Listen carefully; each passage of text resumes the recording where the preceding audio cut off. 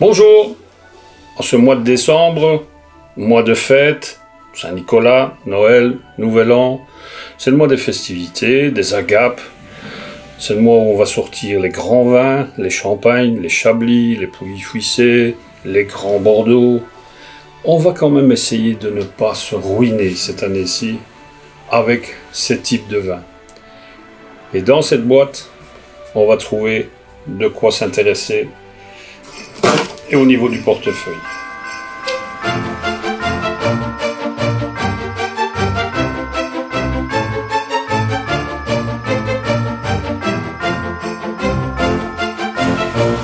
Au lieu d'avoir un effervescent type champagne, je vous propose tout simplement un crément.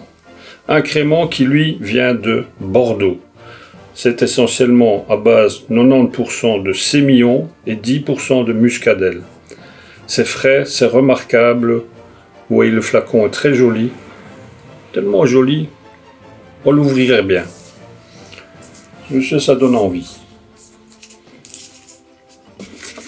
Donc ici, le crément, à la différence des méthodes champenoises, n'a que 5 kg de pression, alors que les méthodes champenoises en ont 6. Mais le résultat final est tout aussi bon. L'avantage aussi, outre la qualité, c'est que c'est la moitié prix du célèbre breuvage. Et allons-y, et c'est magnifique. C'est fait, hein, j'en profite. Hein.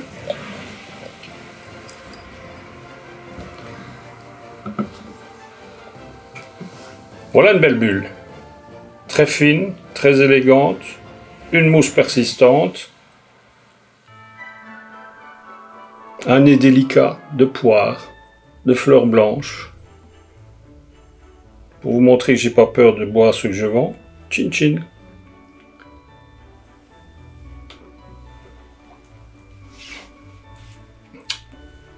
C'est même un peu plus friand que le champagne. C'est tout aussi brut. C'est plus sympa.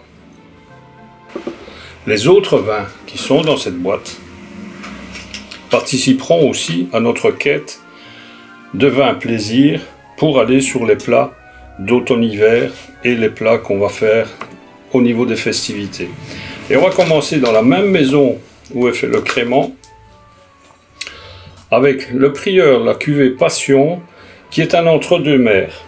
L'entre-deux-mers est une zone dans le Bordelais qui a longtemps été décriée parce que ça donnait des vins très peu originaux, pisseux, sans goût. Et ici, nous avons affaire à une cuvée à base de Sauvignon avec un peu de sémillon de muscadelle qui donne un vin frais, bien vif, qu'on va pouvoir associer avec tout ce qui est plat de poisson, tout ce qui est fruits de mer, sans aucun problème. Vous mettez ça à la place de grands vins bourguignon blanc, ça passera tout aussi bien et ça coûtera nettement moins cher.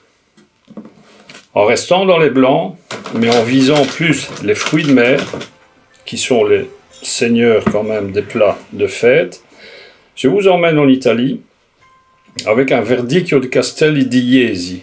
Là, nous sommes dans les Marques, qui est une région qui se situe en dessous de Rimini, près d'Ancona. Le cépage est 100% Verdicchio. À la différence de l'entre-deux-mers que je vous ai mis précédemment, c'est un vin qui est plus minéral, plus tendu. On va le mettre en concurrence avec les chablis. Donc tout ce qui est fruits de mer, grands crustacés, c'est l'amateur du Verdicchio. Toujours avec un prix nettement moindre. Laissons les blancs de côté. Essayons de rester classiques malgré tout. Dans les plats du mois de décembre, on va aller sur des viandes, sur les premiers gibiers, les gibiers plumes, les gibiers poils. Et là, très souvent, on va avoir la tentation des grands Bordeaux. Ici, je vous propose un Bordeaux atypique, qui est un Bordeaux à petite concentration, donc des vins très riches de saveurs, qui n'ont pas l'amertume traditionnelle des Bordeaux. En fait, c'est fait par des gens d'origine italienne. Ça a une petite touche différente. Vous n'aurez pas cette amertume finale. vous aurez quelque chose de bien cassis en bouche qui s'adaptera très bien à tout ce qui est cuisiné, saucé, voire mijoté. C'est un vin merveilleux sur un roast beef, sur une dinde, sur un plateau de fromage. Une petite finale poivrée qui en fait un excellent vin de dégustation. Et si on veut monter en gamme, à ce moment-là, on prend un énorme classique du Bordelais, on va à Saint-Émilion. Et au lieu de prendre des grands crus ou des noms ronflants, on prend ici un Saint-Émilion de base, à 90% Merlot avec un petit peu de Cabernet Franc. Là, on est sur le vin littéral de la dinde de Noël, par exemple. Ça va aussi avec tous les autres types de viande, pardon. C'est le vin des gibiers aussi. Idéalement, mieux gibier plume que gibier poil. Une petite finale bien aromatique en fait un vin très plaisant. Il a un gros défaut, il appelle le verre d'après. Ça, ce sont pour les vins de plat. En festivité, on a toujours les desserts. Et les desserts peuvent être glace, bûche ou gâteau. Et encore une fois, au lieu d'aller dans des grands classiques comme des sauternes, des coteaux du Layon, je vous ramène en Italie, au pied des Dolomites, avec un très rare muscat rosé moelleux. En bouche, ça donne des saveurs de confit de cassis. Ça se marie aussi bien avec la glace, aussi bien avec un dessert fruité ou un dessert chocolaté.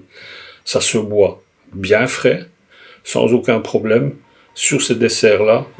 Et, encore une fois, ça ne vous cassera pas le portefeuille. Voilà une belle sélection. Par contre, moi, j'en reprendrai bien un petit coup. Vous faites avec moi?